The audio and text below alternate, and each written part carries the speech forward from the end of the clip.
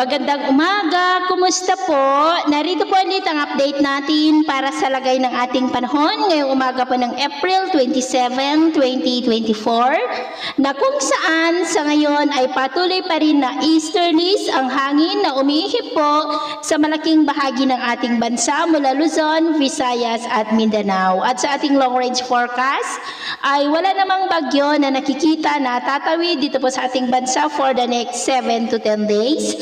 Pero hindi pa rin po inaalis ang posibilidad na may banta ng sama ng panahon na maaaring mabuo sa silangan po ng Mindanao sa susunod po na mga araw. At sa lagay ng ating panahon, ngayong madaling araw ay maayos ang panahon sa malaking bahagi ng ating bansa pero may tsansa ng mga isolated rain sa ilang bahagi po ng Pangasinan, Romblon, Northern Leyte, Bohol, Cebu, ilang bahagi ng Negros, Basilan, Zamboanga Peninsula at Sarangani. At mamaya ay sisikat po ang araw sa malaking bahagi ng ating bansa pero may tsansa ng maulap na kalangitan with isolated rains dyan po sa may Eastern Samar, Tacloban, Bohol, ilang bahagi ng Cebu, Davao Oriental, Basilan, Zamboanga at Sarangani.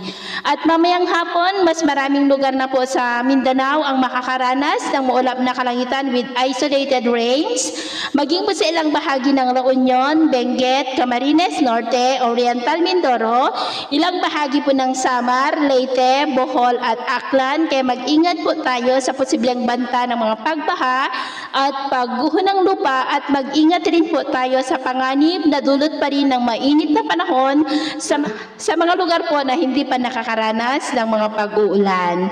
At sa atin naman pong mga baybayin, wala naman po tayong nakataas na anumang gale warning signals pero iba yung pag-iingat lamang po kung papalaot tayo para po mas makaiwas sa mga sakunang pangkaragatan. So yun po ang latest update natin sa araw na ito. Ako po muli si James na nagsasabing sa kahit anong pagsubok po na darating sa ating buhay, huwag na huwag po tayong mawawalan ng pag-asa. Thank you and God bless!